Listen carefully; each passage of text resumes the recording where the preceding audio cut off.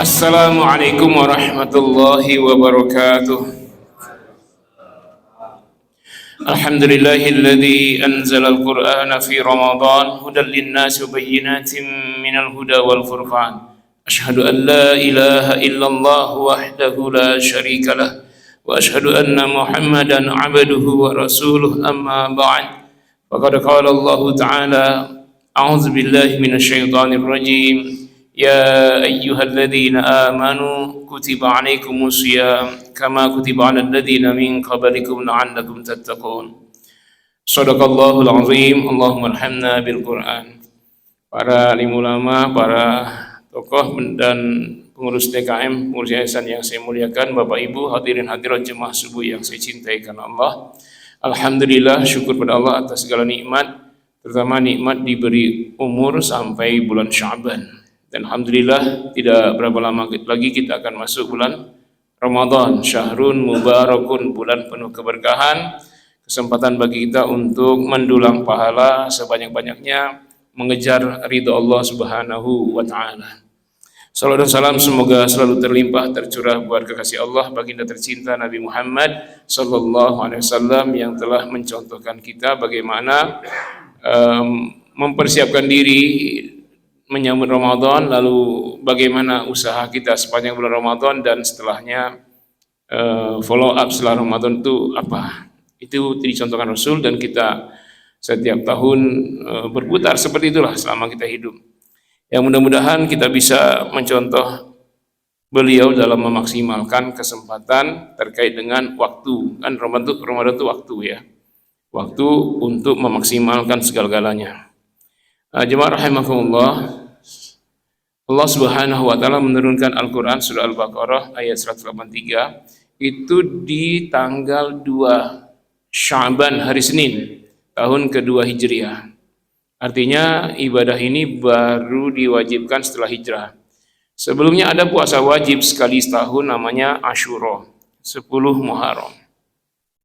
Dengan turunnya surah Al-Baqarah ayat 183 dan seterusnya, ini menasakh kewajiban puasa Asyura. Akhirnya Asyura menjadi sunnah, yang wajib hanya puasa Ramadan. Nah, turun ayatnya tanggal 2 Sya'ban. Artinya dilaksanakannya perintah itu bukan saat turunnya ayat, nunggu sebulan dulu, yaitu di bulan Ramadan. Dari mana kita tahu bahwa bulan Ramadan kewajiban puasa? Dari ayat-ayat berikutnya. Jadi ayat pertama menunjukkan betapa Allah mewajibkan puasa Ramadan. Ayat kedua, ayyamam ma'dudat, ya hai orang beriman, jangan khawatir puasa itu tidak sepanjang hari, sepanjang tahun, tapi hanya beberapa hari yang ditentukan. Belum disebut tuh di ayat 184-nya. Baru disebut 185-nya, hari-hari yang ditentukan itu hanya syahrul Ramadan, bertepatan bulan Ramadan saat turunnya Al-Quran, maka saat itu diwajibkan puasa. Nah, dari situ kita tahu bahwa kewajiban puasa hanya di bulan Ramadan, yang lainnya sunnah. Nah, ada spare waktu dari turunnya ayat tanggal 2 Sya'ban menjelang Ramadan, itulah yang dipakai Rasul untuk mempersiapkan diri dan sahabat menyongsong Ramadan dan bagaimana mengisinya. Jadi ada persiapan. Karena ini perjuangan besar, jadi jangan sampai nanti ada yang salah kaprah, akhirnya di bulan Ramadan mereka malah menurunkan intensitas amal. Ya, justru dengan persiapan yang hampir sebulan itu untuk mempersiapkan amal yang maksimal. Jadi Rasul mentraining sahabatnya berapa hari itu? 2 Sya'ban ke Ramadan. Nah, kalau Sya'ban 30 hari berarti 28 hari. Kalau Sya'ban 29 berarti 27 hari. Nah, bayangkan sahabat saja untuk memulai Ramadan dipersiapkan sepanjang 27 atau 28 hari oleh Rasul. Nah, kita siapa? Berapa hari kita persiapan Ramadan? Ya, ini udah hampir pertengahan Sya'ban ini, hampir udah. Ya, tinggal beberapa hari kita persiapkan. Nah, beberapa persiapan yang paling penting ya. Yang pertama ya kita istiqomah, komitmen. Ya, merindukan datangnya bulan Ramadan.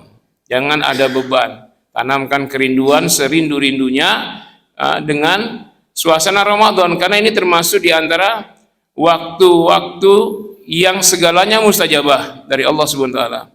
amal diterima, dan Allah sangat royal dalam memberikan ampunan, memberikan pahala, sifat taubat, sifat pengampun, ya, at-tawwab, al-ghafur, dan juga sifat al-afwu, maha pemaaf, itu sangat sangat royal kepada hambanya ini. Makanya kita gunakan ini momen kalau kita diberi umur. Kita nggak tahu ya, beberapa teman kita sudah mendahului. Ya, makanya ungkapan benar ya, orang menyambut Ramadan dengan ungkapan marhaban, marhaban, marha, bukan marha, marhaban ya Ramadan. Rahaba itu hanya melapangkan dada. Ya, kalau diambil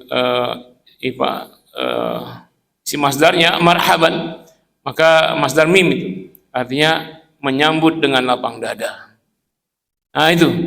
Ya, tapi yang salah ya, ha itu marhaban artinya melapangkan dada, menyambut kedatangan dengan serindu-rindunya, dengan meriah. Ya, kalau salah baca marhaban. Kalau marhaban apa marhaban? Teror, selamat datang teroris, itu marhaban. Makanya ada yang, mana kamu, tarhib. Nah, benar tuh, tarhib. Tarhib Ramadan, benar tuh. Kalau tarhib, pakai hahihu, tarhib, teroris Ramadan, teror Ramadan. Makanya ada yang menyambut dengan sukacita, ada yang menganggap ini teroris nih, terteror saya, nggak bisa makan, ya, nggak bisa minum, nggak bisa, padahal pengantin baru, nggak bisa bersama istri di siang hari. Nah, itu namanya tarhib. Yang benar tarhib, tarhib. Nah, menyambut dengan sukacita, lapang dada, dengan segala persiapannya. Anda mau dikunjungi oleh Gibran aja atau Pak Prabowo aja, gimana persiapannya? Padahal Gibran dan Pak Prabowo nggak seberapa dibanding dengan Ramadan. Sudah apa persiapan kita sekarang? Yuk coba. Coba kalau misalnya 2 bulan sebelumnya diinformasikan Pak Prabowo mau datang ke Masjid Jabal Ar-Rahmah. Gimana Pak? Persiapannya kapan? Ya sejak 2 bulan yang lalu ya. Padahal belum siapa-siapa beliau. Dibanding dengan Ramadan lebih dahsyat. Ya, karena dia datangnya bukan bawa bansos, ya. Bawa sorga. Ramadan itu bawa sorga, bukan bawa bansos. Karena di ujung ayat itu la'allakum tattaqun, mudah-mudahan kalian naik level dari mukminun jadi muttaqun. Muttaqun orangnya, labelnya takwa. Takwa itu tazkiratun lidukhulil jannah, tiket masuk surga. La yadkhuluha illal muttaqun, tak akan masuk surga kecuali orang yang bertakwa. Karena kalau kita bicara surga, Allah senantiasa sebut uiddat lil muttaqin. Surga itu hanya spesialis untuk orang yang bertakwa. Dia bawa surga, bukan bawa bansos, bukan bawa janji-janji, bukan kampanye. Nah, coba kalau pejabat kita udah siap-siap, barangkali umbul-umbul di mana-mana ya. Dari jalan masuk udah steril dulu, mana jalan lubang ditutup-tutupin. Walaupun nanti setelah kunjungan beluang lagi tuh. Ini Ramadan lebih dari itu, bukan hanya terkait dengan kehidupan dunia, tapi wabil khusus kesejahteraan di akhirat. Jadi persiapan itu harus matang. Untuk pribadi kita dulu yang paling penting. Yang pertama, ya hati dulu ditata. Karena niat itu adalah amal. Maksudnya kalau tidak ada niat, tidak ada amal. Amal apa saja tanpa niat, berarti dia tidak beramal. Walaupun kelihatannya sholat, tapi niatnya bukan lillahi ta'ala, niatnya yang lain, maka dia bukan amal. Maka puasa diawali dengan niat kolbu, ya, kesiapan hati. Jadi niat puasa kapan? Nanti menjelang Ramadan. Tidak, dari sekarang udah niat. Antum niatlah sekarang, tanamkan istiqomah, komitmen, ya, dari sekarang dengan segala planning-planningnya, kurikulumnya, silabus dalam Ramadan. Tahu-tahu belum Ramadan meninggal. Maka niat itu sudah setengah amal, maka antum termasuk di antara yang beramal. Kalau sudah tanamkan niat dari sekarang, dengan tidak ada beban ya, jangan ada rayuan setannya. Sudah niat karena Allah, tahu-tahu, waduh nanti nggak bisa makan, nggak bisa minum, lemes, gimana ya? Jangan ada sedikit pun keberatan, ya. Apalagi para ustadz ya, ini kan bagi para ustadz ini sesuatu yang luar biasa ya, bagi para pedagang juga luar biasa, apalagi yang sudah planning ya nanti ngabuburit nih, semua es keluar tuh, es kelapa, es cendol, es teler, es belewah, es timun suri, es-esan aja. Nanti gorengan, ada gorengan, lontong, tahu, semuanya. Ini enggak, bagaimana kalau punya niat begitu? Termasuk yang dagang pakaian nanti lebaran, lumayan pedagang. Bagaimana? Boleh. Kalau dia bukan niat utama, boleh. Tapi niat utamanya karena Allah Subhanahu wa taala, bersiap puasa Ramadan dengan memaksimalkan ibadah. Nah, ketika ada niat sampingan, ada rezekinya, karena memang Rasul sebutkan syahrul Ramadan syahrun mubarakun, bulan penuh keberkahan. Di antara berkah itu memeraih banyak rezeki. Nah, jadikan niat itu niat sampingan, bukan niat utama. Ya, niat karena Allah, ibadah total maksimal, nanti mudah-mudahan rezeki bertambah. Nah, itu sampingan. Tapi kalau yang sampingan jadi niat utama, itu nggak boleh. Ini Ramadan, mudah-mudahan nanti pas Ramadan laris semua jualan. Nah, niatnya karena itu aja. Nah, itu keliru. Jadi niatnya semata-mata litaqarrubi ilallah, litaqribi ilallah, mendekatkan diri kepada Allah, ya, mengejar wajahnya dan mencari ridhonya. Selebihnya ada mungkin ibu-ibu, mudah-mudahan puasa ini makin diet atau makin gemuk.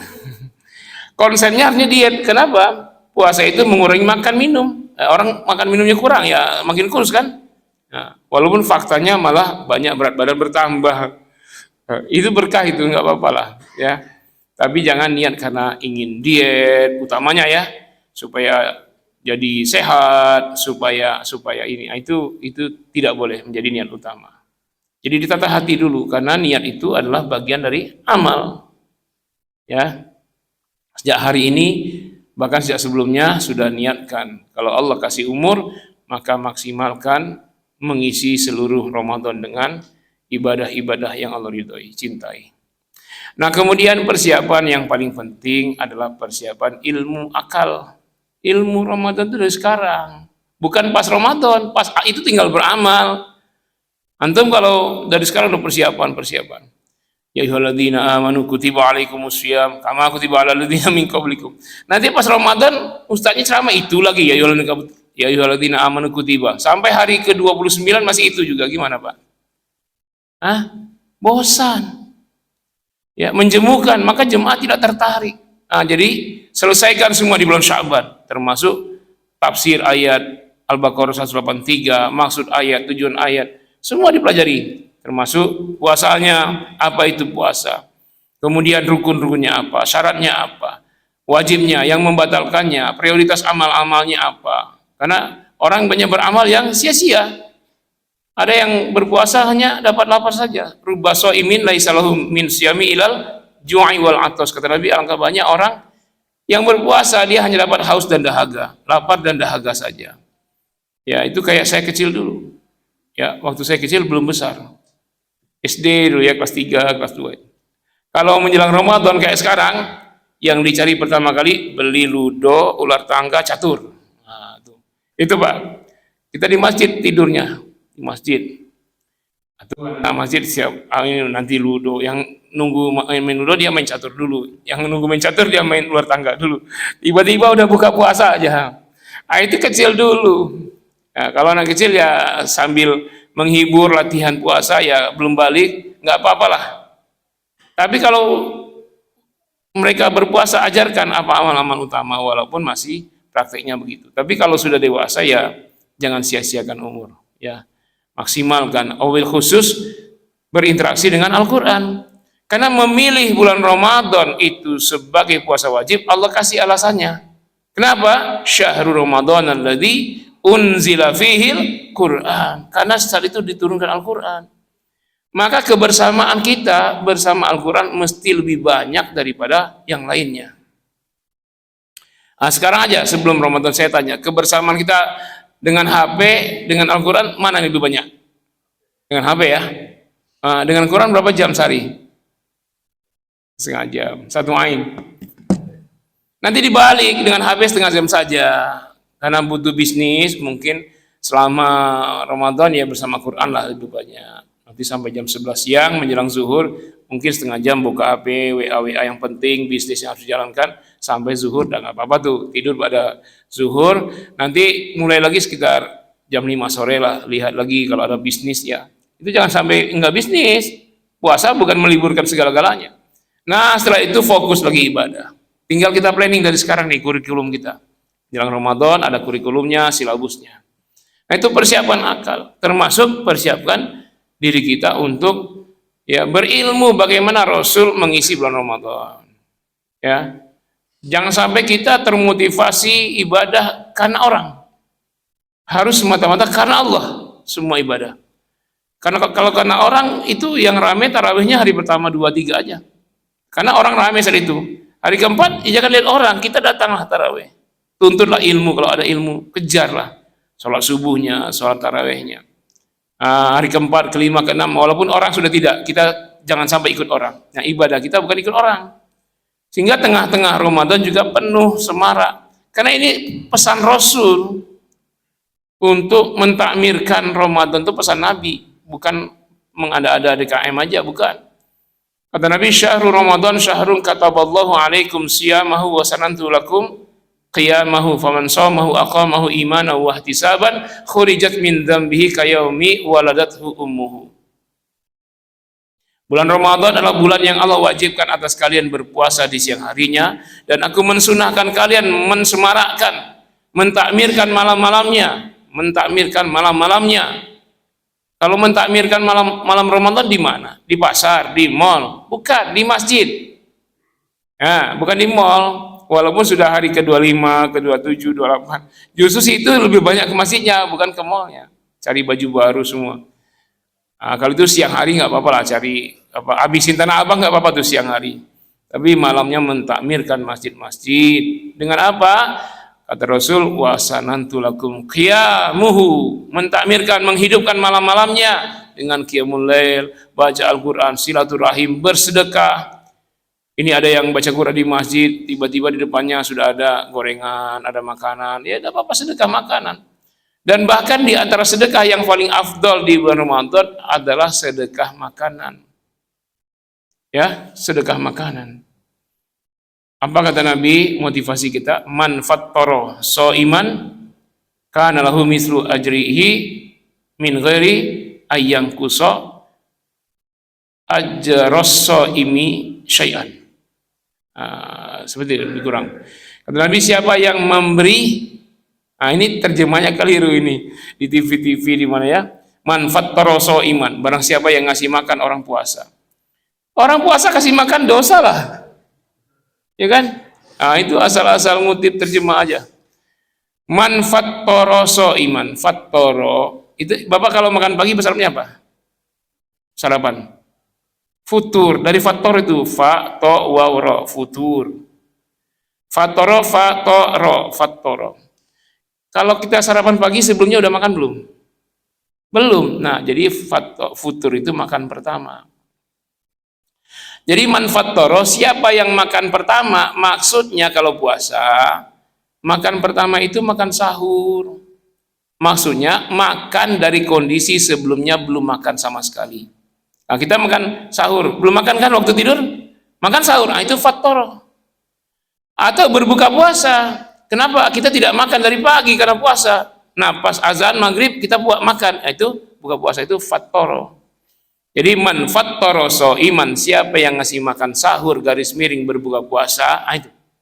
Bagi orang yang berpuasa, kana lahu mithlu ajrihi, dia mendapat pahala sebanyak pahala orang yang berpuasa itu tanpa mengurangi sedikit pun pahala orang tersebut. Pahala puasanya, pahala baca Qur'annya, pahala silaturahimnya, amal solehnya kita ambil semua tanpa terkurang sedikit pun pahala dia. Bahkan Nabi menganjurkan semiskin apapun kalian jangan tidak bersedekah. Ya, kasihlah makan walaupun sepotong kurma. Sepotong kurma pun kasih. Makan buka puasa. Bagi yang sangat miskin, atau dengan seteguk air, coba anjurannya seteguk air. Ada pemulung segelas air mineral, itu bisa berapa orang tuh? Kalau dia minum seteguk, yang lain seteguk bisa 5 kali itu. 5 orang pemulung, satu punya air mineral. Azan, sebelum masuk masjid dia minum buka puasa seteguk, udah berapa pahalanya? Pahala 4 orang kalau dia 5 orang seteguk. Apalagi Anda tambah lagi ya dengan yang lebih berat, mungkin ngasih makan, nasi kotak dan lain-lain. Nah, sedekah yang paling utama adalah sedekah makanan untuk yang sahur dan berbuka. Nah, itu persiapkan juga. Kalau terkait dengan makanan berarti persiapkan juga harta. Jadi harta kita jadi sarana untuk mendulang pahala sebanyak-banyaknya di bulan Ramadan. Kan kecil itu, Pak. Coba sedus air mineral aja paling 25.000, 27.000 kan? Nah, nyuruh orang aja kalau enggak, Mas tolong ya di pinggir jalan nih, kalau udah azan siapapun kasih minum segelas-segelas. Sedus 48 gelas. Berapa? 24 gelas. Nah, kasih coba berapa banyak yang kehausan tuh, abang-abang online, ojek online tuh, yang pulang sore kemacetan di jalan. Nggak mungkin mereka berhenti, kalau mereka berhenti tambah macetnya, harus jalan terus. Nah, sambil ngegas motor pelan-pelan mereka berbuka puasa. Walaupun seteguk air bagi yang kehausan itu sangat berarti. Bukan main tuh pahala abang ojek itu. Dia cari nafkah untuk anak istrinya, siang di bulan Ramadan panas-panas. Terik, hujan lebat dia masih di atas motor. Ya, walaupun kantornya sepanjang jalan. Tapi coba bayangkan pahala cari nafkahnya itu. Ya, cari nafkah itu apa tidak berpahala? Berpahala itu sambil mengorbankan nyawa kadang-kadang di jalan itu. Nah, itu pahala mereka bisa kita ambil semuanya tanpa mengambil pahala mereka sedikit pun, tanpa berkurang maksudnya. Nah, itu pertimbangkan ya. Kalau kita amal sendiri memang bagus, banyak dapatnya, tapi untuk yang lebih cerdas, lebih banyak pahalanya itu terkait dengan membantu orang banyak. Ya, dia sendirian tapi pahala bisa 100 orang. Pak Ustadz, saya kasih makan nasi kotak setiap hari 100 kotak di Masjid Jabal Ar-Rahmah. Ya, aman tuh, diumumkan 100 kotak tiap buka puasa. Ya, bagi yang berduit tuh. Ya, jangan diamalkan hadis Nabi yang tadi, dalam rangka mengamalkan hadis Nabi, berilah makan walaupun sebiji kurma. Datang ke DKM, Pak, ini sebiji kurma dalam rangka mengamalkan hadis Nabi untuk orang buka puasa. Itu hadis untuk pemulung, untuk orang paling miskin. Kalau Anda jangan sebiji, sekilo kurma ajwa, atau sekotak, ya, berapa sebulan. Nah, itu ya, ini hadis untuk orang paling miskin. Jangan dalam rangka mengamalkan hadis, walaupun seteguk air, kasih segelas itu untuk 30 hari, itu gimana? Ya, cocokkan dengan kemampuan kita. Nah, harta mesti terlibat dalam mendulang sebanyak-banyaknya pahala. Itu persiapan juga. Lalu persiapkan fisik. Apalagi sekarang yang punya banyak pantangan. Jangan sampai nanti Anda di rumah sakit pas Ramadan. Ya. Sakit itu juga ujian, kalau sabar dapat pahala. Tapi kalau masih bisa mendulang pahala dari sisi lain, jangan dari sisi sakit lah, dari sisi yang lain lah.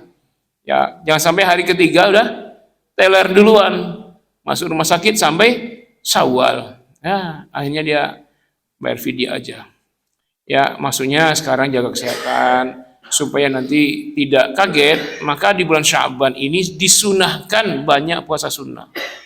Yang jarang-jarang Senin Kamis selama Sya'ban ini. Puasa bid, puasa selang-seling ya, puasa Daud, dan amal-amal sunnah yang lain. Kenapa? Nanti kita tiap hari minimal 11 rakaat dengan bacaan panjang atau 23 rakaat dengan bacaan pendek. Pilih mana, Pak? Mau tarawihnya 11, bacanya panjang-panjang, 1 rakaat 2 halaman. Ada tempat lain tuh 1 juz selama sholat 11 rakaat. Atau yang 23 tapi juz 30. Pilih mana? 11 rakaat 1 juz atau 23 juz 30. Pilih mana? Cari yang juz 30 tapi 11 rakaat.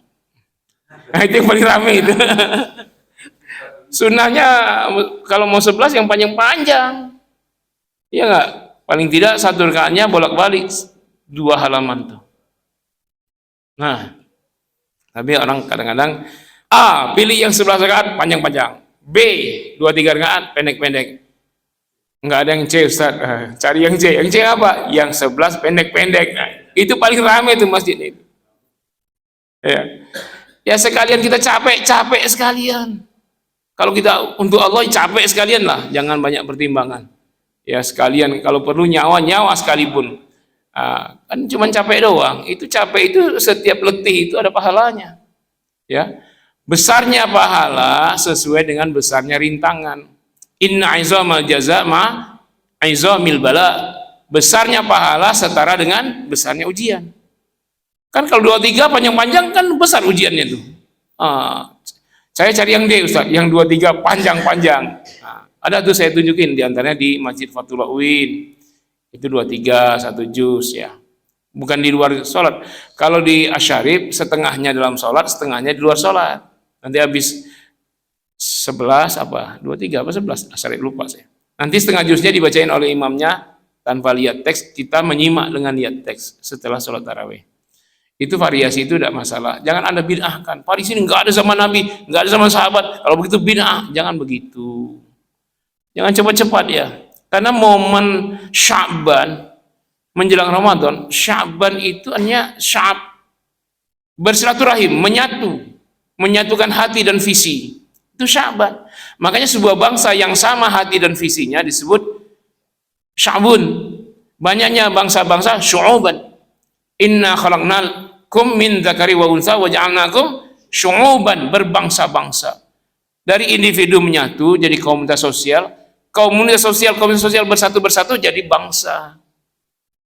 Artinya menyatu itu bersilaturahim. Makanya kalau ada yang menjelang Ramadan saling maaf-maafan, itu pun jangan dibid'ahkan. Benar itu. Malah lebih benar daripada di bulan Syawal. Di bulan Syawal maafan gimana? Ya boleh saja. Maafan itu mau Syawal, mau Sa'ban, mau kapan saja, saling bermaafan itu bagus, mengamalkan perintah Allah. Fa'fu wasfahu, maafkanlah dan berlapang dadalah. Itu tidak disebut Ramadan Syawalnya, boleh mau Syawal mau Ramadan, Syaban. Ya menjelang bulan Ramadan, Pak Haji, saya mohon maaf atas kesalahan saya. Ya nanti jelang bulan Syawal juga saya maafin, menjelang Ramadan, menjelang Zulhijjah saya maafin, itu nggak ada masalah. Nah itu juga jangan dikit-dikit bid'ah, jangan dikit-dikit menyimpang, sesat. Itu potensi perpecahan, padahal Ramadan bulan ukhuwah Islamiyah, menyatukan diri menghadapi tantangan orang kafir. Kenapa di bulan Ramadan kita bersatu melawan gempuran orang-orang kafir jahiliyah? 1000-an pasukan menyerang kaum muslimin di Badar. Nah ini isyarat juga bulan Ramadan itu bulan perang, bulan jihad, bukan bulan tidur. Ada yang habis sahur tidur, subuh tidur, zuhur bangun sholat tidur lagi, habis asar baru nggak tidur main catur, kemudian azan maghrib selesai puasanya. Dari mana kamu kok bisa tidur terus? Saya ini ibadah. Apa kamu tidak dengar hadis Nabi mengatakan naumus shaimi ibadatun, tidurnya orang puasa ibadah. Itu bukan hadis Nabi. Kalau Anda tidur kecapean, niatkan sebagai sarana untuk mengumpulkan tenaga, bangun tidur nanti biar seger ibadah, maka itu ibadah tidurnya. Tapi bukan landasan motivasi tadi, itu bukan hadis itu. Ya.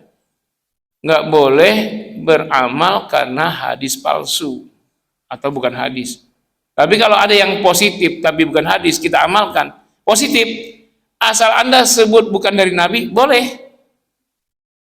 Misalnya perkara yang positif tapi bukan dari hadis Nabi, Anda amalkan, boleh. Misalnya ilmu kesehatan, setiap hari 30 menit banyak gerak, pemanasan. Enggak ada hadis Nabi itu. Tapi itu bagus untuk menjaga sirkulasi darah biar lancar selama Ramadan. Diamalkan itu boleh, tapi jangan sebut Nabi telah menyuruh. Enggak, itu ilmu kesehatan. Nah, jadi hati-hati juga. Nah, sekaranglah di bulan Sya'ban menseleksi mana hadis-hadis positif yang sahih jadi motivasi kita, mana yang dhaif jangan menjadi motivasi kita. Ya. Yang positif jadi motivasi, misalnya kata-kata motivator, apa yang lain-lain diamalkan tidak apa-apa. Asal jangan yang bukan dari Nabi kita sebut dari Nabi. Itu yang menjadi masalah. Ya, banyak hal. Hadis-hadis palsu seputar Ramadan banyak itu. Ngetop lagi. Misalnya ini walaupun di Indonesia masih khilafi ya, tapi ulama hadis sudah meneliti, Pak. Hadis sahih di dalam kitab Sahih Imam Ibnu Khuzaimah.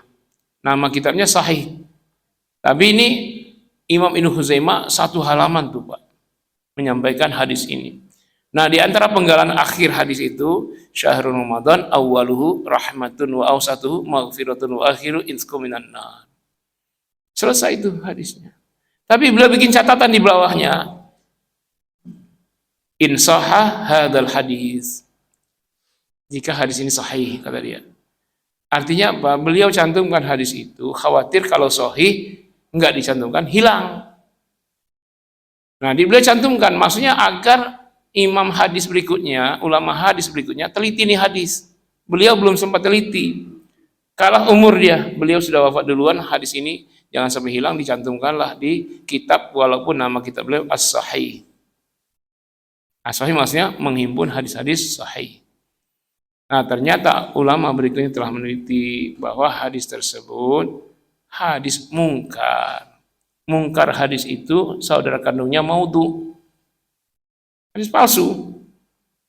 Jadi Ramadan dibagi 3, awalnya rahmat, pertengahannya ampunan Allah, akhirnya penjaminan lepas dari azab.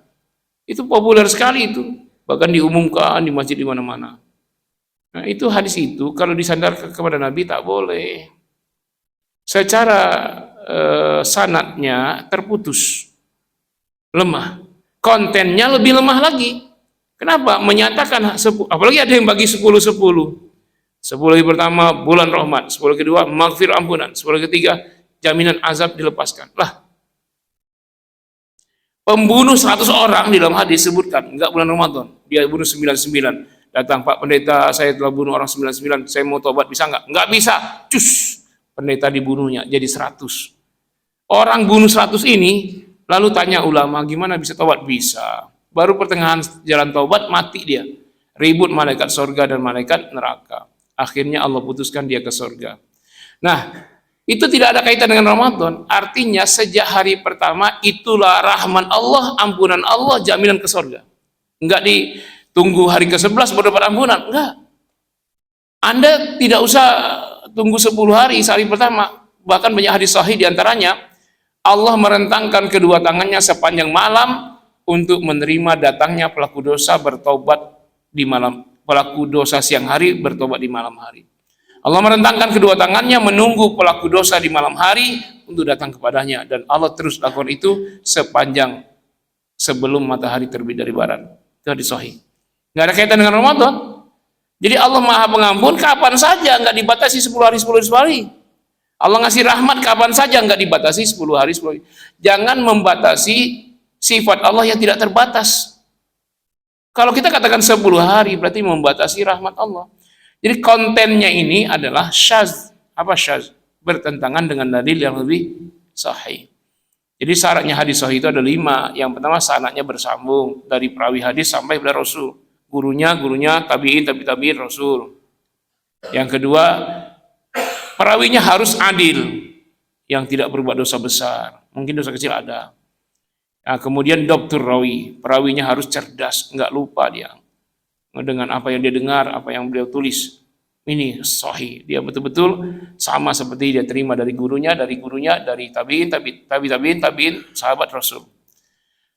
Kemudian ada mul'illah, tidak cacat, tidak kupingnya kurang pendengaran, bukan matanya buta.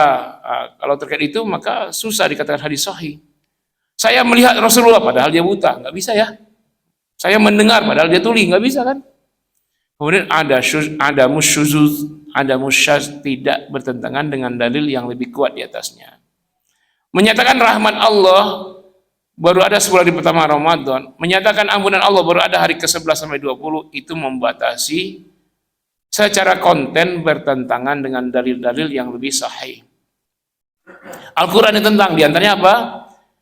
Qul ya ibadiyalladzina asrafu ala anfusihim, katakanlah kepada hamba-hambaku yang melampaui batas atas diri mereka, la taqnatu mir rahmatillah, jangan putus asa dari rahmat Allah. Innallaha yaghfiru dzunuba jami'a, Allah mengampuni semua dosa.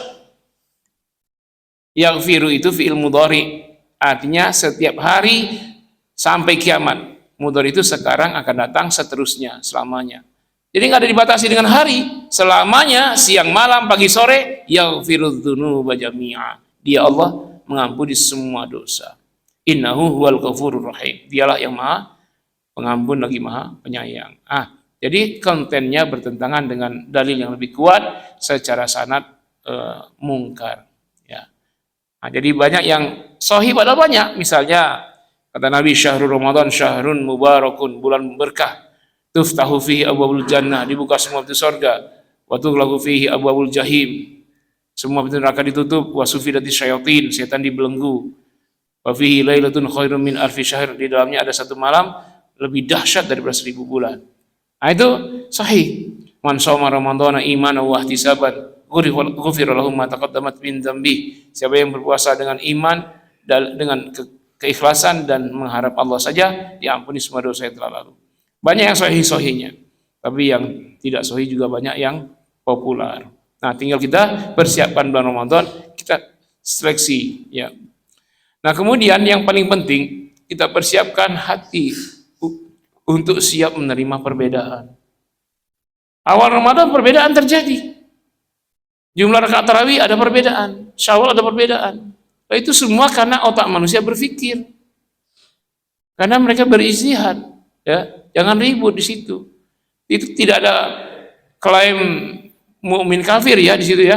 Kalau ada perbedaan itu, apalagi khilafiyah, furu'iyah, itu nggak ada kaitan dengan iman kafir, nggak ada kaitan dengan itu, beda ormas saja. Kalau ribut itu ego, ya. Maka siap-siaplah kita melihat berbagai perbedaan, tapi hati kita tetap bersaudara.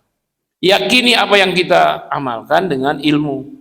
Orang berbeda, ya biarin. Asal bukan yang pokok, bukan beda akidah, bukan beda ketauhidan, bukan beda keimanan. Ya itulah namanya manusia berpikir. Ya. Nah, kalau kita sudah siap dengan segala perbedaan, kita semarak, senang, ibadah kita senang. Ya. Tapi kalau kita sebagai imam di rumah, kita ayahnya, ya ajari anak kita, istri kita dalil yang kuat. Ini jangan sampai kita berbeda dengan istri, ya, itu nggak boleh itu. Istri itu makmum, jangan ya, karena dulu istrinya Muhammadiyah, suaminya NU, jadi saling ribut, ya ikut imam sajalah, walaupun suamimu NU, ya ikut suami, jangan beda-beda. Anak lagi beda lagi, ya gitu. Kalau mau beda, ngomong baik-baik, lalu bawalah alasannya, dalilnya, bawa kitabnya. Abi ini dalilnya, oke, saya bilang begini, ya udah. Ya, nanti kalau mau berubah boleh, tapi jangan drastis yang menyebabkan perpecahan. Nah, ini menata ya, karena memang bulan Ramadan bulan ukhuwah, saling silaturahim, saling tolong menolong sama mukmin. Kalau kita ingin fokus kepada pribadi itu Rajab, di situ diwajibkan sholat. Sholat itu hablum minallah, itu ngambil perintahnya ke langit bukan di bumi. Nah, Ramadan mengukuhkan kembali hablum minallah dengan memperkuat hablum minan nas. Kita disuruh lapar, tidak minum, tidak makan, kan untuk membantu yang kelaparan, supaya kita merasakan pedihnya kelaparan orang. Akhirnya ada reaksi kita mau bantu orang yang kelaparan, yang kehausan. Itu hikmahnya, bukan kita utamakan ini Ramadan juga sama kayak sholat. Enggak lah, sholat itu dominannya hablum minallah. Kalau puasa dominasinya hablum minan nas secara umum, ya. Makanya di situ ada zakat fitrah, suruh sedekah, perbanyak infak, perbanyak amal-amal harta. Itu kaitan dengan hablum minan nas. Tapi kalau sholat mana? Enggak ada anjuran di selain sholat, di dalam sholat itu enggak ada. Anjurannya cuman satu kata aja yang hablum minan nas, yaitu assalamualaikum warahmatullahi wabarakatuh di akhir sholat tuh. Selamat atas Anda wahai saudaraku di kanan kiri. Nah, itu yang hablum minan nasnya. Dari takbiratul ihram Allahu akbar sampai menjelang salam itu hablum minallah semua. Nanti assalamualaikumnya itu hablum minan nas tuh simbolnya, ya. Lebih banyak hablum minallah. Kalau puasa hablum minan nas, ya. Baik, barangkali ini pendahuluan dalam menyambut bulan suci Ramadan, kita dengan sukacita persiapkan segalanya, ya. Bukan hanya makanan ya, banyak orang persiapannya siapkan makanan ini nih, daging langsung naik harganya, beras naik, minyak goreng naik. Ya ini konsep puasa itu ngurangin makanan, bukan nambah-nambah makanan. Ya, wallahu a'lam bishawab. Saya persilakan jemaah sekalian jika ada pertanyaan. Saya minta izin jam 6 kurang 5 selesai ya. Ya, barangkali saya persilakan, Pak.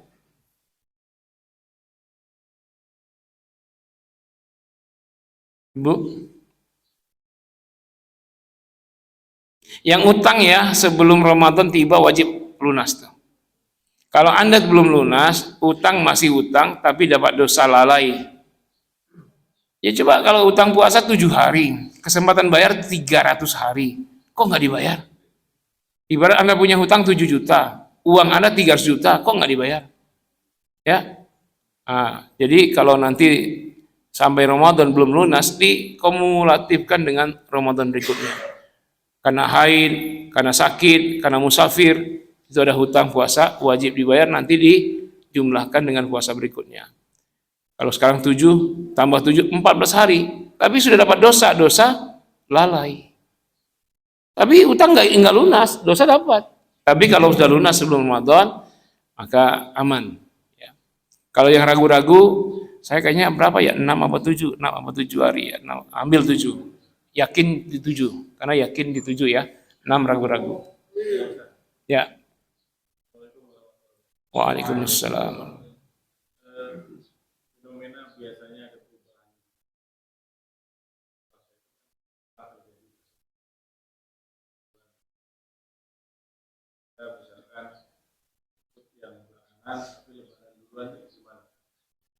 Bukan ikut-ikut ilmu ya, belajar ilmu hisab dan ilmu falak, ru'yatul hilal dan hisab.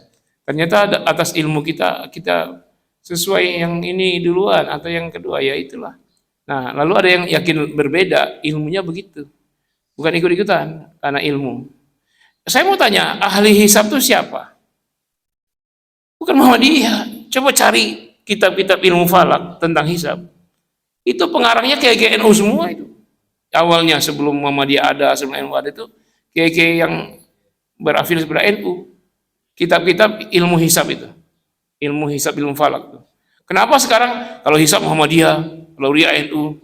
Kasihan NU yang ahli-ahlinya, banyak ulama kiai-kiainya dulu pengarang kitabnya itu. Jadi NU itu juga ahli hisab. Ahli hisab bukan hisab ini ya. Ahli ilmu falak. Coba cari kitab-kitab ilmu falak, kiai NU banyak pengarangnya. Iya.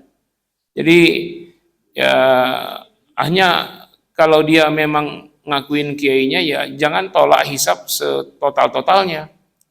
Nah, tapi yang hisab juga jangan tolak ru'yat setotal-totalnya ya, meyakini yang dia benar tapi yang lain berpeluang benar.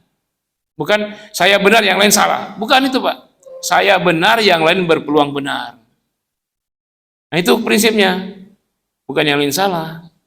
Saya benar yang lain berpeluang benar. Itu setelah kita memutuskan berkat ilmu kita. Ya, kalau ada perbedaan saling menghormati. Tapi sekarang kayaknya akan sama. Sebab Muhammadiyah sudah mundur satu langkah, dia pakai hisab global. Artinya dia hitung berbeda dengan hitungan di mana, maka ikut hitungan yang di luar. Kalau sama harinya, jamnya beda dikit enggak masalah. Kayak Indonesia Barat dengan Indonesia Timur beda 2 jam enggak masalah. Global. Nah, apalagi kalau nanti NU sepakat juga ru'yat global. Yakin saya sama terus itu nanti tuh. Ya, ini Muhammadiyah udah mundur selangkah itu udah pakai hisab global. Ini bukan hisab gombal ya Bu, global. Jadi kalau nggak konsisten namanya gombal. Kalau dia konsisten, berarti global. Jangan nggak konsisten, gombal itu. Itu ya Pak ya. Jadi ada perbedaan-perbedaan, saling senyum saja. Nanti nggak usah ribut 11 sama 23. Nanti ribut mulu tapi sholat tarawih juga enggak. Itu kan percuma aja ribut. Mau 36, mau ada yang 90, witir 393, mau ada yang 100, witir 3, 103, enggak ada masalah. Ya. Tapi kalau antum di tempat orang yang umumnya begitu, jangan antum pakai yang lain. Heboh jemaahnya. Di sini biasanya 11 Ustaz. Oh kalau begitu saya 36. Jangan bikin heboh orang. Ya, ingat itu hati itu kadang-kadang susah. Manusia ini Hukum asalnya pendendam. Sakit hatinya, dendam dia. Lama-lama awas tuh Ustaz ya, awas. Nah, udah begitu.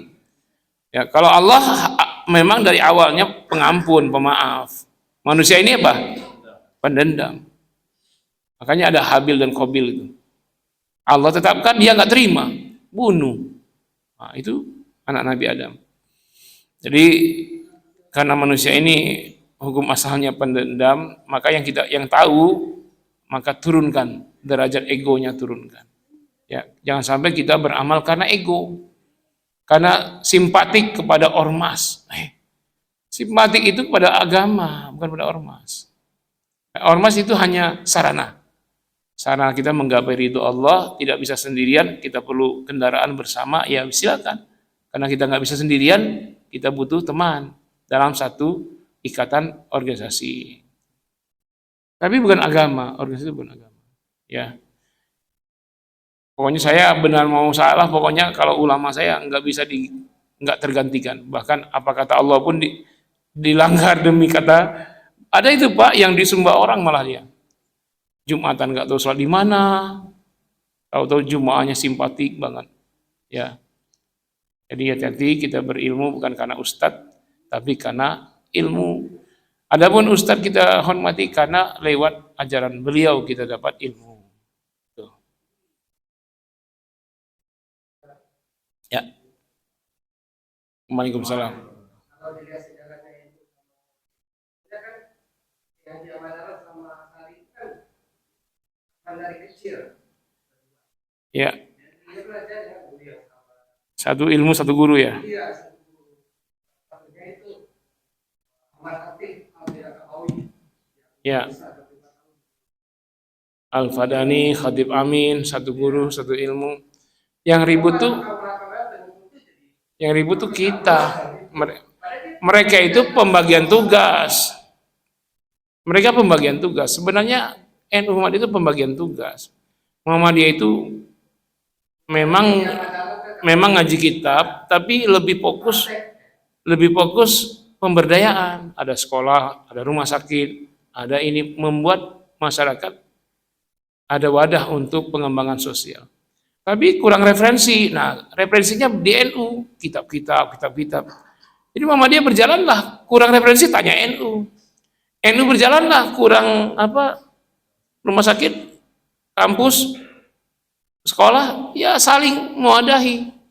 Nah, jadi sebenarnya saling melengkapi itu, bukan satu objek. Yang satu objek itu kan misalnya mereka sama-sama di satu bidang lalu bersaing. Ini kan bidang beda-beda. Yang ini nutupin kekurangan yang itu nutupin kekurangan yang ini. Masalahnya banyak orang yang hatinya masih sempit. Harusnya kan melengkapi. Kata siapa ya, profesor siapa itu? NU yang baik adalah NU yang berhasil mencaci maki Muhammadiyah. Muhammadiyah yang bagus adalah Muhammadiyah yang berhasil mencaci maki NU. Tapi mereka bukan muslim yang baik. Itu kata Kiai Sukron Makmun ya, kalau nggak salah, Profesor Sukron Makmun. Ya, baik, barangkali itu yang saya bisa sampaikan jemaah sekalian. Mudah-mudahan kita sudah persiapkan diri kita, keluarga kita. Ku anfusakum wa ahlikum naro. Jangan sampai di bulan Ramadan malah kita tidak dapat apa-apa. Ya, siapkan dari sekarang hari pertama, hari kedua apa silabusnya. Jangan cuma awal saja semangat, malah Nabi itu semakin berakhir semakin semangat 10 hari terakhir itu iktikaf, tidak keluar dari masjid. Ya, mudah-mudahan kita semua jadi hamba Allah yang bertakwa. Amin ya rabbal alamin. Terima kasih, kita akhiri dengan istighfar. Astaghfirullahalazim, astaghfirullahalazim, astaghfirullah. Surat Wal Asri, a'udzubillahi minasyaitonirrajim. Wal 'asr, innal insana lafi khusr illa alladziina aamanu wa 'amilus shalihat wa tawassaw bil haqqi wa tawassaw bis sabr. Kafar majlis. Subhanakallahumma wa bihamdika asyhadu an la ilaha illa anta astaghfiruka wa atubu ilaik. Wassalamu alaikum warahmatullahi wabarakatuh.